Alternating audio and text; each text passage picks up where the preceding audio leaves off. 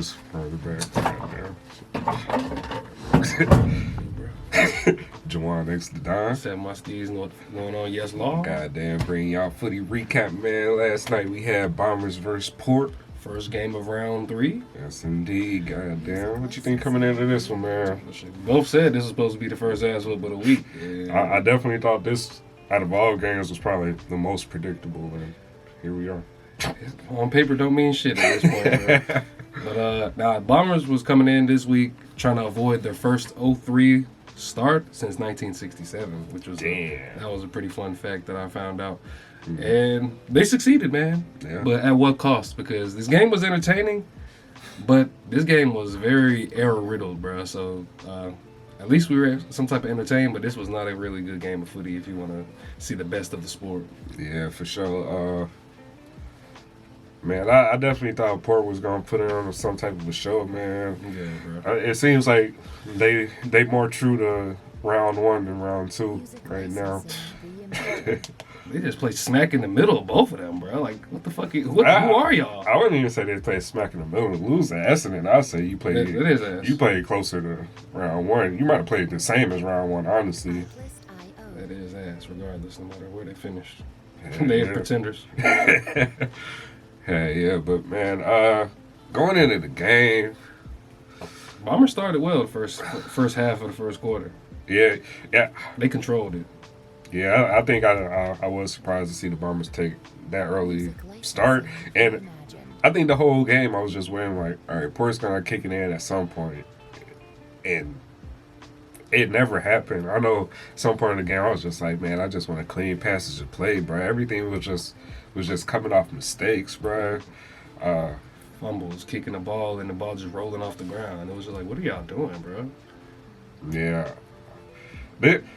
Like you said, it was entertaining just because both teams were, like, equally ass. Like, it was a lot of back and forth, too, which I think helps entertaining. But. Yeah, it was, like, ping-pong across the middle. Like, the ball wasn't stuck in one place.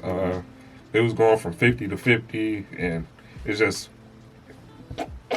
Couldn't get shit to go, though, bro. Just damn. A mistake after mistake, bro. Georgiades did have first couple goals for Port, and it looked like Essendon was about to have trouble with him. Mackay couldn't hold him. They switched another defender on him. He couldn't hold him. And but that was all she wrote from Georgiades the rest of the game.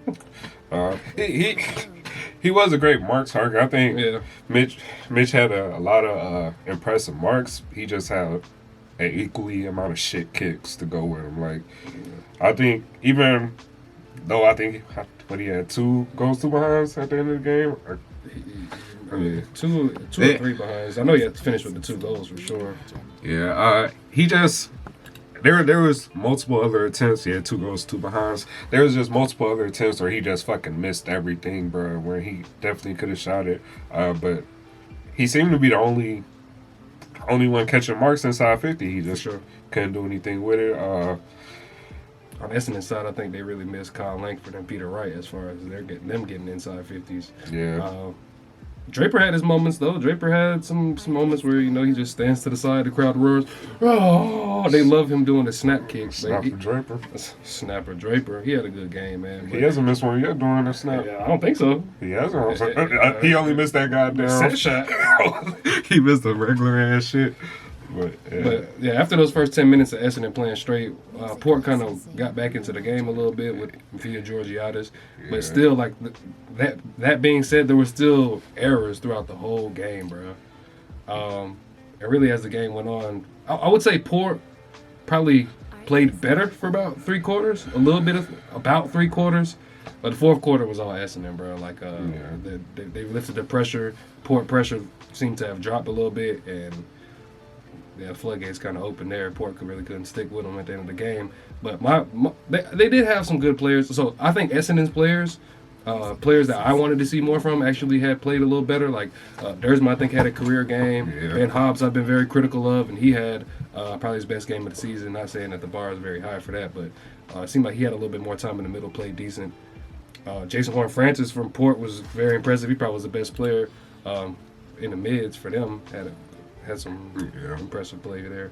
But I'm very critical of Connor Rosie. I think this game was in a balance for a lot of the game, and you just wanted to see him really grab the game by the neck, and he didn't do that, man. So, as the captain, that's what I expect from you. I didn't really see that from him. Yeah, for sure. I don't think we've seen anybody really step up like that for Port. Sam Paul Pepper, he tries it. I definitely like his effort, but I think he doesn't have anybody that connects with him sometimes down there, or just, it's just mistakes, bro. I think what really kept Port in the game though was their defense. I think Alir and Radagalier and what's other brand name? Burgoyne was back there. Burgoyne, Miles Bergman was straight. Yeah, they defense is really what I think kept them in this game. Essendon definitely had a lot more chances at goal. For sure. Yeah, it just man. Port, y'all kind of bad, bro. I was very surprised to see how bad they were, man. Very disappointed, especially losing to Essendon, and because of my tips. But Essendon was 9 for 18, bro. Yeah. That's a lot of points to leave on the table, bro. Oh, definitely makeable shots, too. Yeah. I do want to shout out the debutants for Essendon. Sadel Hooley. Yeah, he came in the game, almost had an immediate impact, took the ball out the back 50, handball, got it back. 1-2. Gave sold a little candy, got the kickoff. I want to say that led to a goal. Yeah, he kicked it. I think it was to Kako, and then Kako had immediate handball to Nick Martin, who scored a goal, which was very impressive. Yeah, shout out to Kako, too. For sure. He came in, Hooley, Port and Essendon both debuted. Debutants came in the beginning of the fourth quarter. Tommy Cochran was the one from Port, and he had a shot at goal, but right off the boundary, but he wasn't able to make it happen. But I guess congrats to them. You only get to play a quarter in your first game, which is kind of fucked up, but they both had their impact. A little something. Little preview of what they can do, I guess. Hooley probably could have played more than just a quarter. I was like to think so. Yeah. He had the legs. He looked energized, man. Mm-hmm. Shit. That's all I really got for this one, man. Yep. Port, I ain't tipping y'all, boy. Boy, nah. Bombers, y'all still ass too. Y'all don't look no better in my opinion either. Nah. But yeah, y'all like, comment, subscribe, all the YouTube shit. Catch the lives. 4:40, I think today. Carlton. Well, 4:40 our time. Yeah. Dogs versus Pies. I'm for Dogs versus Pies. You disrespectful as a motherfucker. That was last week. Carlton versus goddamn Dogs. Hell yeah.